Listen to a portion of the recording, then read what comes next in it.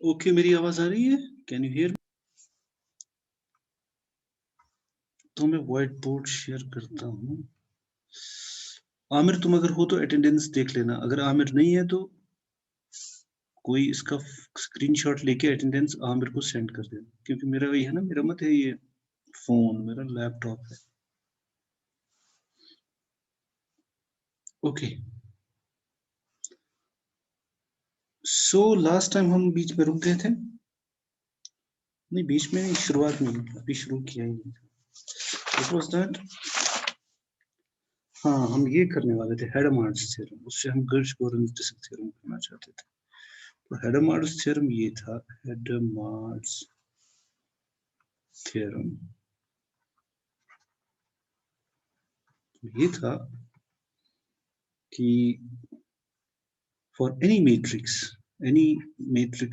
n cross n with complex entries, A, which is aij cross n cross n, मतलब square matrix of order n, where a, j are complex numbers. कभी कभी तुम शायद किसी book पे देखोगे ऐसे भी लिखा होगा कि a belongs to C n cross n. उसका मतलब है it is a square matrix with complex entries of order n.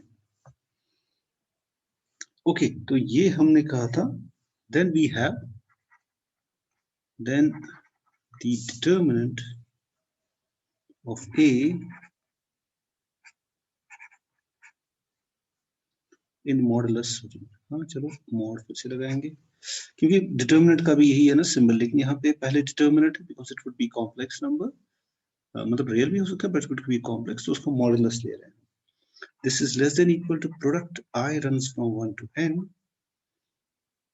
of the summation j runs from 1 to n. मतलब we are adding the entries in the columns in moduli, actually they are squares, then we are multiplying those sums and after taking the square root of course. मतलब ये actually it's actually what we call L2 norm जो तुमने पढ़ा होगा, ये वही है ना जो यहाँ सम है, फिर उसी का प्रोडक्ट हम ले रहे हैं. और मैंने कहा था इस प्रूफ के लिए we need a lemma for the proof of this theorem.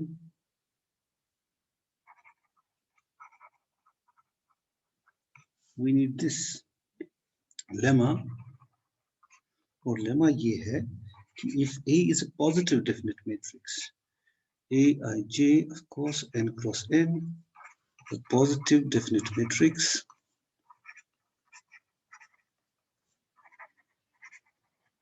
positive definite matrix of order n, वो तो लिखा ही है वैसे n cross n, but doesn't matter. Then determinant of A is less than equal to product of the diagonal elements A11, A22, so on and so forth, A and n. जिसको हम लिख सकते हैं product I runs from 1 to n AII, and equality holds, that's obvious. Equality holds if A is a diagonal matrix, यानी इसके सभी non diagonal entries 0 है. Okay, तो प्रूफ में हमने ये किया था. Of course, if A is singular, then there is nothing to prove. क्योंकि determinant of A फिर 0 होगा, ये तो नॉन नेगेटिव है, so of course it would be greater than equal. Right hand side would be greater than equal to 0. If A is, what did I say, singular, then there is nothing to prove. Nothing to prove. So let determinant of A, let it be non-singular. अगर मैंने कहा था फिर अगर ये non singular है, हाँ यहीं तक हम पहुंचे थे, then A into A star is a positive definite matrix. यहाँ पे मैं थोड़ा वो बता रहा था ये कैसे positive definite matrix. Positive definite के बहुत सारी क्या बोलते हैं ना definitions हैं basically which are equivalent, लेकिन जो सबसे हम कहते हैं कि अगर हम सपोज x है अपना एक कॉलम वेक्टर जिसकी x ये है x1 up to xn, इसको मैं स्मॉल x करता हूँ, मैं तो उसमें गड़बड़ करते हो, ठीक है ना। अगर ये कोई कॉलम वेक्टर है देन ऑफ कोर्स इसका ऑर्डर क्या है, इसका ऑर्डर है कितने, it is n rows and 1 column, है ना। तो अगर मैं तुम्हें कहूं what is x conjugate transpose, यानी x स्टार का मतलब है इसका कॉन्जुगेट लो और ट्रांसपोज लो, so that would be a row matrix, so that would be x1 bar, x2 bar up to xn bar. This is my x star which is x transpose and conjugate, मतलब उसको conjugate किया फिर उसको transpose करने का मतलब इसका होगा अब ऑर्डर 1 क्रॉस n। तो पॉजिटिव डेफिनेट का मैं ये मतलब बता रहा हूँ, ये हमारे प्रूफ का हिस्सा नहीं है, राइट। तो अगर इस तरह से x है कोई, then we say A is positive definite. Now look at what would be A into x star multiplied by x. इसका ऑर्डर है n क्रॉस n, इसका ऑर्डर है n क्रॉस 1, इसका ऑर्डर है 1 क्रॉस n, क्योंकि इसका ट्रांसपोज है। तो ये क्या होगी, this would be a single number. देखो क्योंकि ax का ऑर्डर होगा, now this would be x star, ये जो 1 into n है, और इसका ऑर्डर होगा n into 1, सो ax का ऑर्डर होगा मल्टीप्लाई करने के बाद it would be n cross 1, सो इसका ऑर्डर जो रिजल्टेंट होगा that would be just a number 1 cross 1, मतलब n एब्जॉर्ब हो जाता है ना, जैसे यहाँ n एब्जॉर्ब हो गया, मतलब बीच का जो इसके कॉलम उसके रो सेम है वो खत्म हो गया, जो रिजल्टिंग प्रोडक्ट का ऑर्डर होगा वो होगा n cross 1, so it would be just a number जिसको हम बोलते हैं क्वाड्रेटिक फॉर्म। तो a होती है positive definite, a is positive definite if it is symmetric, of course positive definite में symmetric होना है तो वो स्क्वायर भी होगी तभी तो symmetric होगी। if it is symmetric and symmetric का मतलब a, यहाँ पे a star is equal to a, ठीक है। मतलब ये इस a के बारे में नहीं है जहां हम बात कर रहे हैं, मैं ऐसे ही बता रहा हूँ what is positive definite। positive definite का मतलब ये है कि x star a, x क्योंकि अब ये नंबर मिलेगा, it's a 1 cross 1 matrix and it's a single number, if this is positive for x not equal to 0, यानी अगर ये x 0 नहीं है, यानी इसकी सारी एंट्रीज अगर 0 नहीं है, अगर ये पॉजिटिव मिलता है for all x is x not equal to 0, we say A is a positive definite matrix। Okay, so let's, तो अब मैं क्या कह रहा हूं, मैं कह रहा हूं अगर A है, A is नॉन सिंगुलर, यानी अगर उसका पहले तो ये है कि ये नॉन सिंगुलर है तो A transpose into A, right. Now remember this, what would be this matrix, now A is n cross n, A transpose भी of course n cross n ही है। अब सिर्फ फर्क ये है कि इसके जो एंट्रीज है, सपोज एग्जांपल ले लेते हैं, suppose A was 2 cross 2, it is 2 plus iota 3 minus 5 iota। हाँ, कोई उसने रेज हैंड किया, किसी को क्वेश्चन पूछना है, QWERT पूछना है कुछ, मैं चलूंगा ना आगे फिर। 3 plus 2 iota ये complex no entry, sir. Okay. 5 plus 2 iota, ठीक है। मैं क्या कहने की कोशिश कर रहा हूँ, मान लो ये A है, तो A स्टार का मतलब है एक तो तुम इसको ट्रांसपोज करोगे, राइट, और दूसरा सबका कॉन्जुगेट होगा, यानी ये आएगा 2 minus iota 3 plus 5 iota and 3 minus 2 iota 5 minus 2 iota. और हाँ, तो अगर मैं लेता हूं अब A, मतलब this is 2 cross 2, this is 2 cross 2, अगर मैं लूंगा A कॉन्जुगेट A, मतलब A स्टार A, जब A स्टार का मतलब हम ट्रांसपोज ले रहे हैं सभी मेंबर्स का, फिर मैट्रिक्स का ट्रांसपोज ले रहे हैं, okay, this is equal to what, this is just an n cross n matrix. क्या ये सिमेट्रिक है? ऑफ कोर्स ये सिमेट्रिक है, क्यों? क्योंकि अगर मैं इसका ट्रांसपोज लूंगा, मतलब it's like this, it would be just by definition A transpose double transpose, but this is the same thing as A transpose A, because दो बार conjugate करो या दो बार जब transpose करेंगे we will get the back the matrix, है ना। क्योंकि अगर मैं इसको एक बार और निकालूं, conjugate भी करूं और transpose भी करूं, तो I will get again the same thing, है ना। ये आ जाएगा 3 minus 5 iota, मतलब A double star. we will get it back. So it is symmetric. तो ये मैं यहाँ रब करता हूँ. ओके, पहली प्रॉपर नहीं, पहली बात हो गई सिमेट्रिक. अब ये क्या है, ये पॉजिटिव है. वो एक्चुअली पिछली स्क्रीन पे मैंने लिखा था, but okay. Since A is non-singular, okay, firstly नहीं, ए अगर नॉन सिंगुलर नहीं भी होता तब भी वो सिमेट्रिक तो होती होती, but okay, A is non singular, then उसका मतलब क्या हुआ, उसका मतलब ये होगा कि A x is not equal to 0 for x not equal to 0. Do you agree with me? क्योंकि ये इसका solution non trivial solution, sorry, इसका नॉन ट्रिवियल सोल्यूशन तभी होता है जब a सिंगुलर होता है. तो अगर a is non singular then ax cannot be equal to 0 unless x is 0. That's straightforward. वो तो तुमने बहुत बार किया है. So suppose now A into A transpose is a singular matrix, and for x not equal to 0, I would have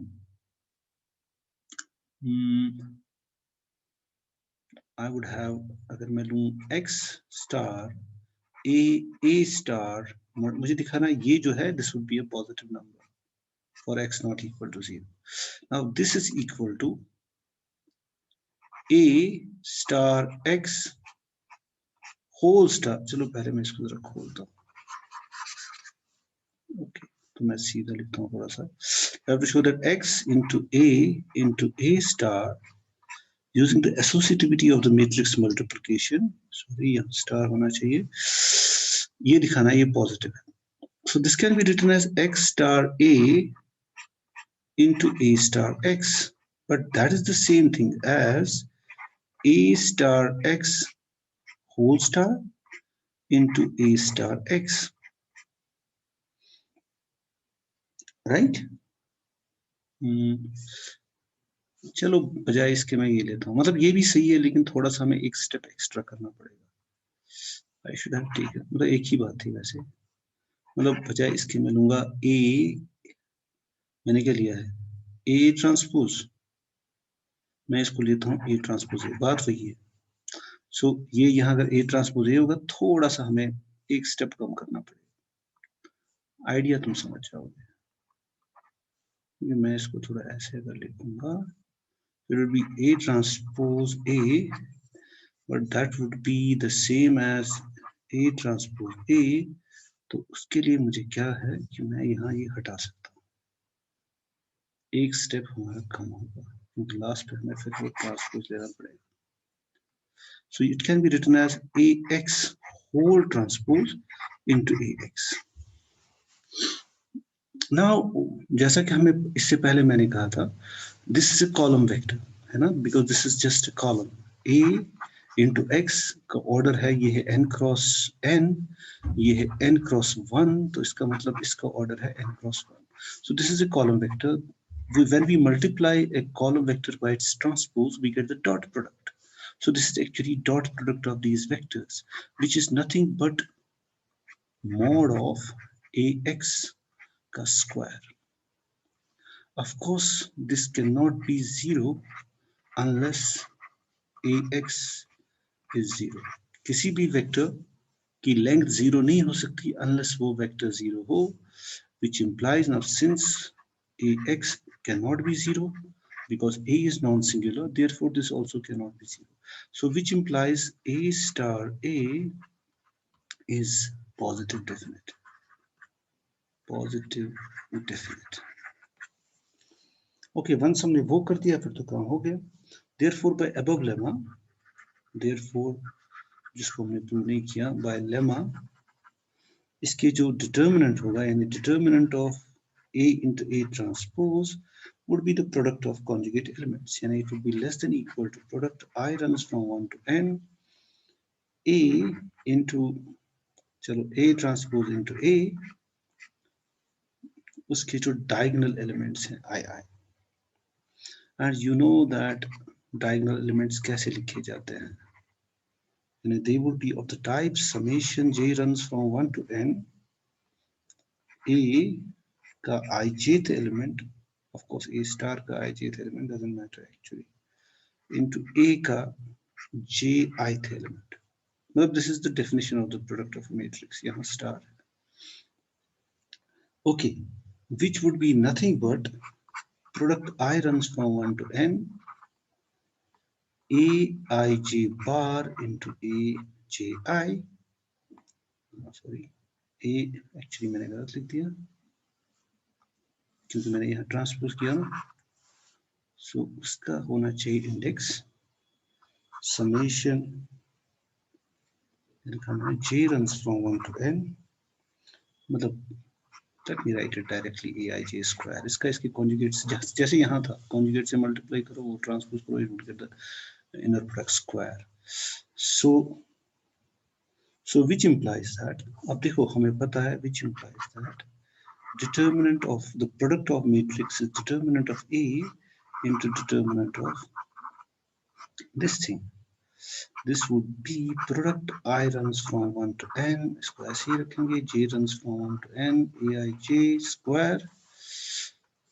We know that determinant of the conjugate transpose is the same as, so which implies that क्योंकि इनका modulus same होगा और ये positive number है दोनों में right hand side, so you can write it as this is determinant of a का square is less than equal to, yeah, less than equal to is less than equal to product I runs from 1 to n summation j runs from 1 to n, और हमारा काम हो गया. तो इस square को वहां ले जाएंगे, so it means determinant of a would be less than equal to product I runs from 1 to n summation j runs from 1 to n aij whole square रखो, होल स्क्वायर रूट रखो, या एक को square root रखो फिर product करो, बात एक ही बात है क्योंकि दिस इज अ प्रोडक्ट है ना. फिर √2 into √2 you can write it as √4, मतलब एक ही बात है, पूरे को रखो या अलग अलग रखो जब प्रोडक्ट में, क्योंकि प्रोडक्ट का साइन है. So this is done. Now we come to the Gersh-Gorin's disk theorem. So Gersh-Gorin's disk theorem is which is of importance to us because this relates the study of matrices and actually their zeros with the study of polynomials. और जैसा कि मैं कहा था कि अगर मेरे पास कोई मॉनिक पॉलिनोमियल है z raised power n, a raised power n minus 1, z raised power n minus 1 plus so on and so forth plus a sub 1 z plus a naught, it has got a companion matrix. Companion matrix वो है जिसके eigen values वही हैं जो इस polynomial के zeros हैं, और इसकी जो कंपेनियन मैट्रिक्स है वो होती है, it's very easy, just go 0 0 up to, you have, it's of course if it's of degree n, this is an n cross n matrix क्योंकि पॉलिनोमियल की डिग्री n है.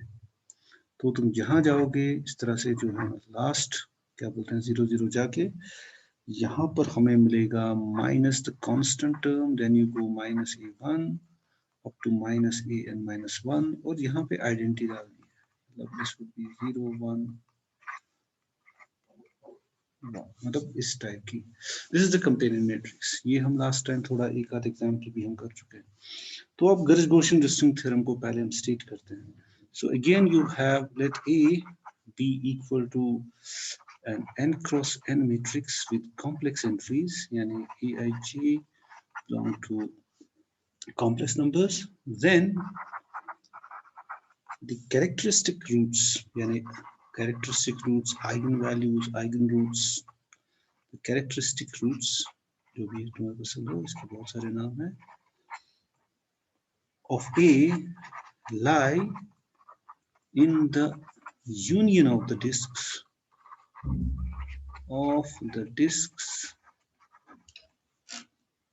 z minus aii, मतलब diagonal entry is less than equal to pi, और अभी तक तो हमें pi पता ही है. pi का मतलब है डायगोनल के बगैर जो भी रो में एंट्रीज है उन सबको सम कर लो, ऑफ कोर्स मॉडुलस, यानी it is summation j runs from 1 to n, j not equal to I, modulus of aij. Of course I runs from, सो ये जो डिस्क है कॉम्प्लेक्स प्लेन में, इसके जीरोस वहीं लाई करेंगे। उसका मतलब अगर फिर मैं कंपेरेटिव मैट्रिक्स पे अप्लाई करूंगा ये, so then I can get an idea कि इसके जीरोस किस रीजन में है in the complex plane. Okay, proof इसका बहुत ही इजी है। So you just have to look at the matrix. Let A be equal to, let me call it A11, A12 up to A1n. Okay, we can just ith रो भी कहीं पे ले ही लेते हैं क्योंकि है ना पी आई। चलो यहाँ मैं रब करता हूँ। देखिए, okay, so on and so fourth. यहाँ पे होगा ith एंट्री, सो वो होगा 1, तो यहाँ होगा 1i, देन लास्ट पे आएगा 1n। मतलब ये कहीं बीच में है ith रो, कोई भी हो सकता है पहला। इसी तरह से A21, A22, A2i, so on and so forth, A2n, and AN1, AN2, ANI, of course, then you have ANN. मतलब ये हमारी मैट्रिक्स है। और इसकी जो कैरेक्टरिस्टिक इक्वेशन है ना, we know that the characteristic equation of A is given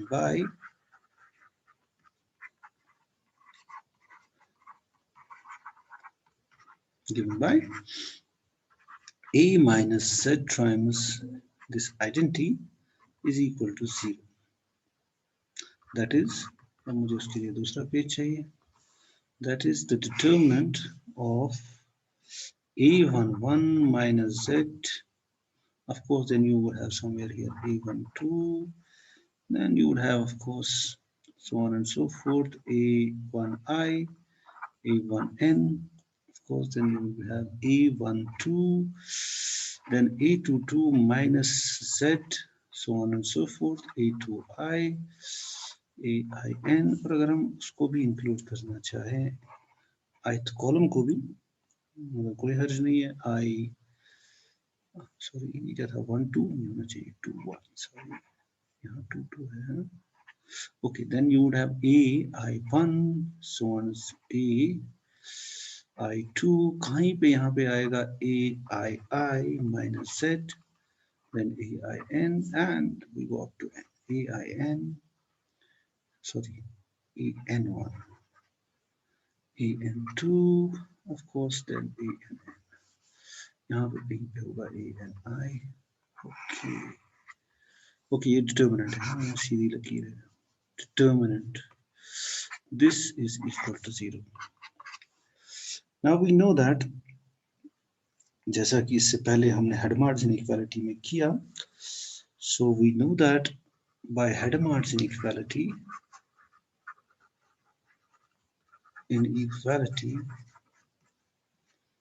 we have, if A is equal to Aij n cross n, and then and साथ में अगर AII अगर है bigger than PI, which you know is summation j runs from 1 to n, j not equal to I modulus of Aij, अगर ऐसा है, then A is not equal to 0। मतलब ये 0 हो ही नहीं सकता अगर ये कंडीशन है, मतलब ये सिंगुलर मीटर, ये नॉन सिंगुलर होगी if this is the case, right? It follows that, उसका मतलब क्या है, ये लेफ्ट हैंड साइड तभी 0 होगा जब ये इसकी जो डायगोनल एंट्रीज है वो है less than equal to P I. It follows that a minus zi cannot be equal to 0 if aii minus z is greater than pi, क्योंकि इसकी डायगोनल एंट्रीज हैं, अब a11 minus z, a22 minus z, diagonal entries पे हमें focus करना है, ann minus z। Okay, तो therefore all the eigenvalues, मतलब आइगन वैल्यूज तभी है ना जब ये 0 होगा, मतलब वो तो तभी पॉसिबल है when these conditions are satisfied, that of A must lie in the union of the discs या रूट्स ऑफ द कैरेक्टर। चलो मैं लिखता, हमने उसमें लिखा था रूट्स, मतलब आइगन वैल्यूज भी कहते हैं roots of the characteristic equation, roots of the, क्योंकि स्टेटमेंट में हमने ऐसे लिखा था। must lie in the disks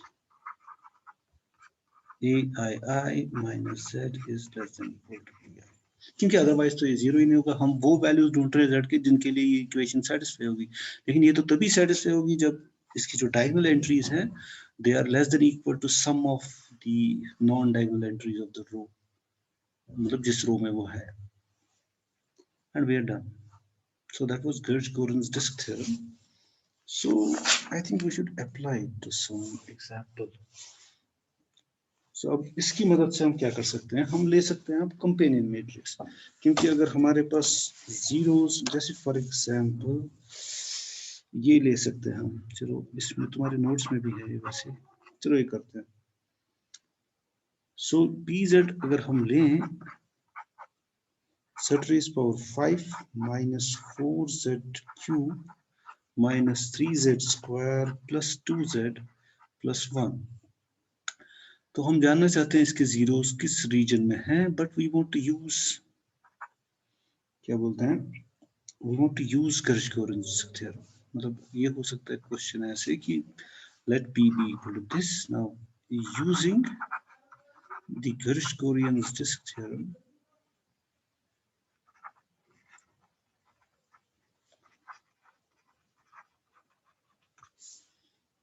find the regions in the complex plane where zeros of p lie, मतलब pz जिस मतलब ऑफ कोर्स इसके है ना जीरोस कॉम्प्लेक्स प्लेन में, तो किस एरिया में होंगे, किन रीजन्स में होंगे, वो हमें Gersh-Goran's थ्योरम बता सकता है। उसका भी हमारा सॉल्यूशन सिंपल है। Now the companion matrix of the polynomial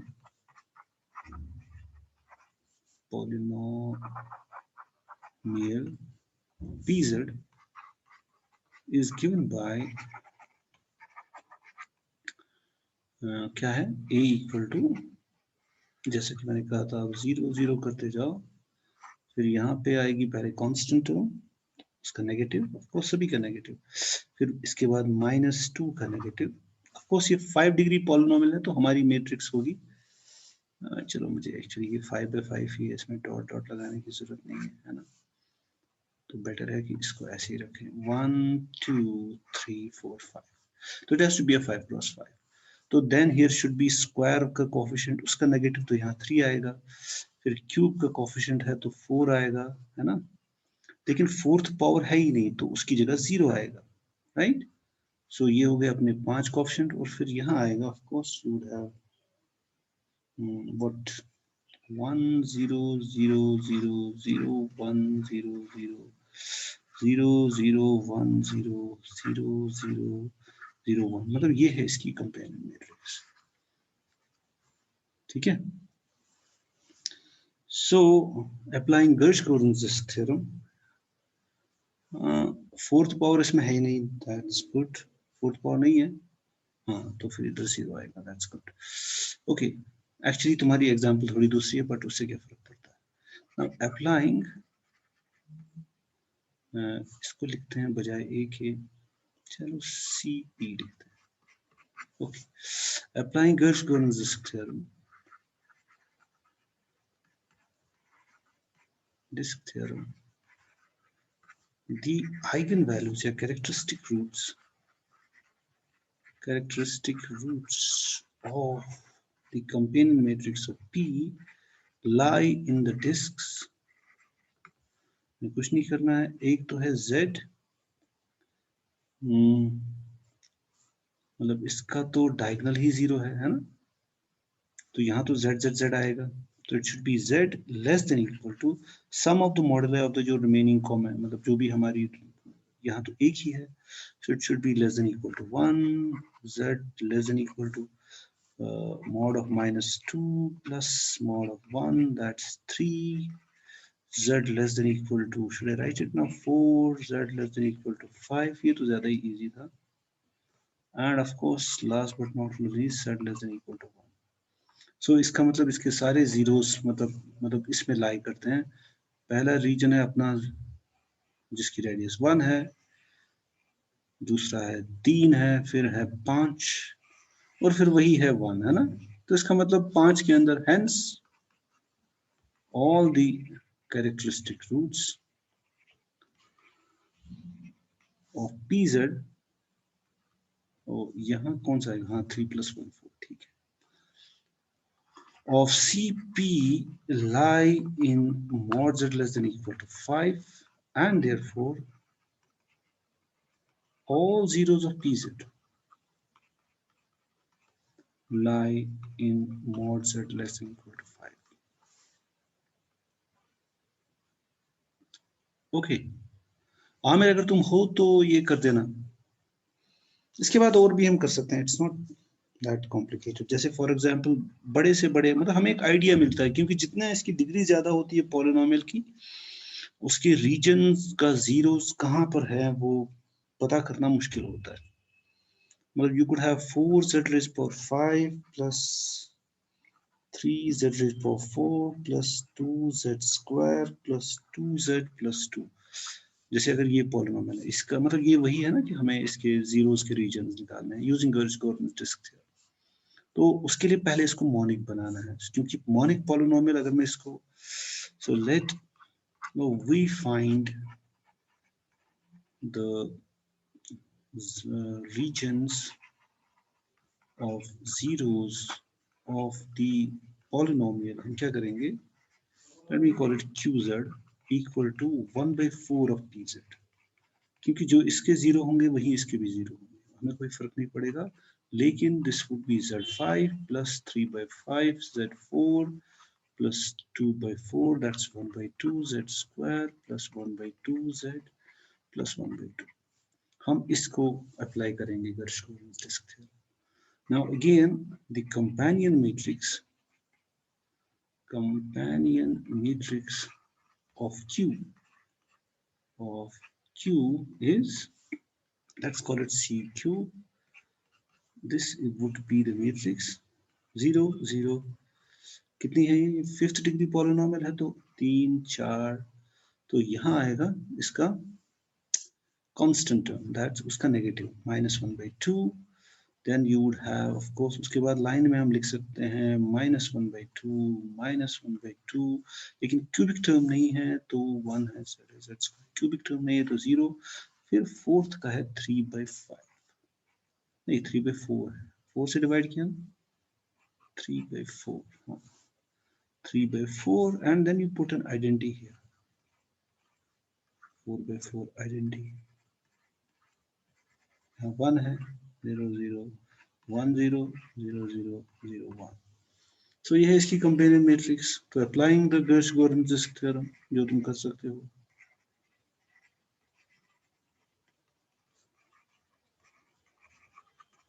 the characteristic roots,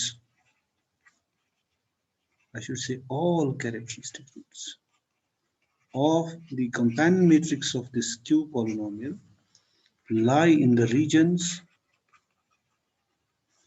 you would have z is less than equal to 1/2, right? Mod of z is less than equal to, इसको add करो in modulus 3/2, and of course again z is less than equal to 3/2, और यहाँ मेरे पास z is less than equal to 1, and यहाँ पे होगा, यहाँ थोड़ा सा चेंज है क्योंकि ये डायगोनल पे आ रहा है, so you would have something like z minus 3/4 when you find the characteristic equation, so it should be z minus 3/4 is less than equal to 1 plus 3/4। अब हम इसको थोड़ा रिफाइन कर सकते हैं ना, मतलब हो सकता है हमें एक ही, जैसे पहले मिला था ना हमें एक रीजन, वो सिंपल था क्योंकि वो सर्कल से सेंट्रोइड ओरिजिन, अब थोड़ा ओरिजिन से हट के 3/4 पे है एक, है ना। So this is equal to, यहाँ पे अगर मैं लिखूं 4 + 3 7/4, तो हमें इन सब रीजन्स को थोड़ा जांच सकते हैं।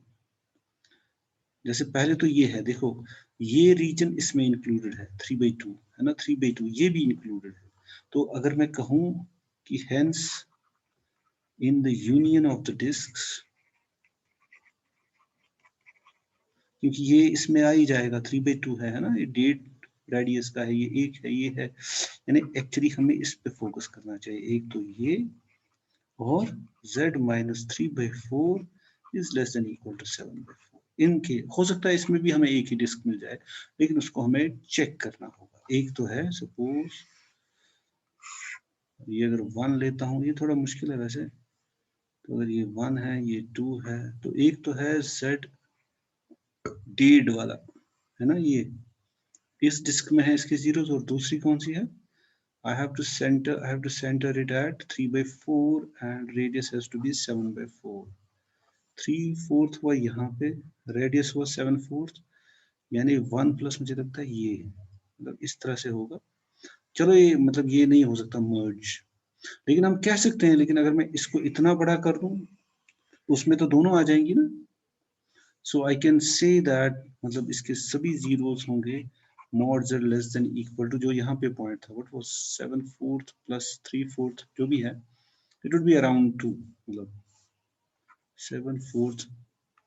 You can do it better ना, थोड़ा अगर अच्छे से 1 2 मार्क करके, यहाँ मैं मार्क नहीं कर सकता, मतलब एग्जैक्ट हमें पता चल सकता है।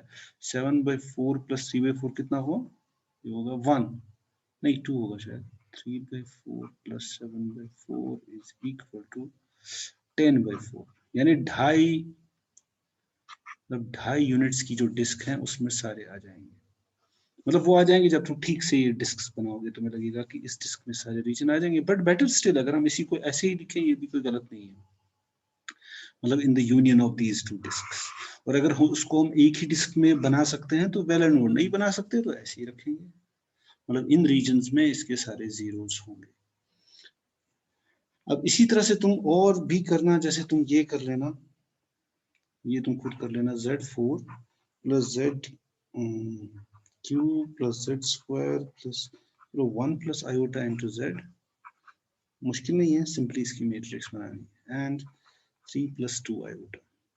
मतलब इसमें कॉम्प्लेक्स कोएफिशिएंट्स है, बट कोई खास फर्क नहीं पड़ता, मॉडुलस तुम्हें निकालना आता है, नो प्रॉब्लम। हाँ अगर ना आए तो मुझे बता दो। सो ये पीजेड हो सकता है, और भी एक है तुम्हारे नोट्स में कुछ एग्जांपल्स, वो तुम खुद ट्राई कर लेना, यू कैन डू दैट। तो तुम्हारे नोट्स में 4 एग्जांपल्स है अनसॉल्व्ड, उसमें से मैंने एक कर दी, लेकिन हाँ ये मॉनिक देखना पहले जरूरी है, मतलब गर्श-कोर्टन्स डिस्क थ्योरम को अप्लाई करने के लिए हमें उसको मॉनिक बनाना है। तो अगर मैं यहाँ देखूं, जब इस रीजन में है तो मुझे ये लिखना चाहिए था, hence all the zeros of pz, hence all the zeros of pz, नहीं qz हमने लिया था, and therefore that of pz, क्योंकि जो इसके zeros होंगे, मतलब whatever vanishes pz must vanish qz also, and therefore those of qz lie in mod z less than equal to 3/4 and mod of z minus 3/4 less than equal to 7/4। इसको check भी करना calculations को, but idea तो same है, मतलब तुम्हें लेना है z, ये जो डायगोनल एलिमेंट्स का जो मिलेंगे ना, इस कैरेक्टरिस्टिक जो ना तुम थ्योरम से आराम से देख सकते हो, क्योंकि